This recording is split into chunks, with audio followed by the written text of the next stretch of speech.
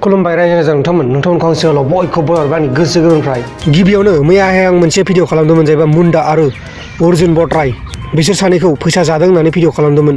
नाथाय खौराङाव फोरमायहरनाय बायदिब्ला बे अर्जुन बट्राय आरो मुन्डाया फैसाखौ जायाखै।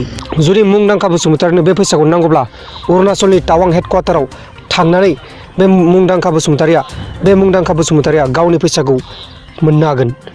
बिथां मुन्डा बसुमतारि आरो अर्जुन बट्रायमोना फैसाखौ जायाखै। बिथांमोना फोरमायहरनाय बायदिब्ला बे मुंदांखा बसुमतारिया गावनि फैसाखौ मोनफिनगोन।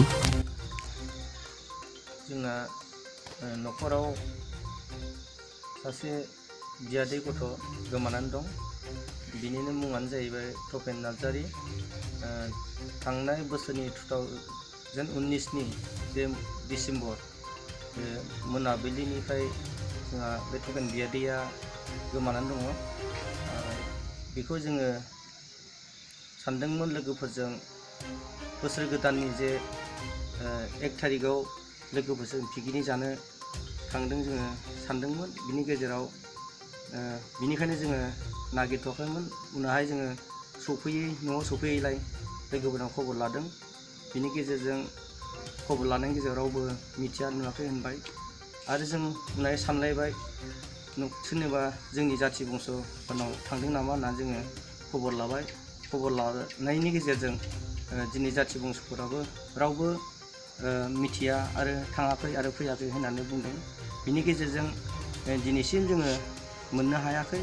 बिनिखायनो जोङो खावलायदों तपेन बियादैखौ जेरावखि थाया न'नि फारसे गोसोखांनानै बिमा बिफा बिमादै फंबाय बिनानाव बेखौ गोसोखांनानै जाहाथे न'खराव सफैयो। आरो बिनिफ्राय दा खावलायदों जाहैबाय जोङो रायजो राजाखौ जायफ्रा नुयोब्ला अननानै कन्टेक्ट खालामो आरो मानसिखौ जोंनिसिम दैथायहरनो थाखाय जोंनि नाम्बारफोराव कन्टेक्ट खालामो। बेखौनो गुरै खावलायदों। बाबा नों जेराव खिथाया मानो फैफिनदो। नोंनि नोंगैया दादाया बर' होननानै माबा बुंबाय थायो, नोंखौ नागिरबाय थायो, गाबज्रिबाय थायो। आरो नोंनि फंबायाबो नोंखौ नागिरो आंनि आदाया होननानै। आरो नोंमायाबो नोंखौ आसा खालायो माने फिसालाया बबेहाय थांखो होननानै।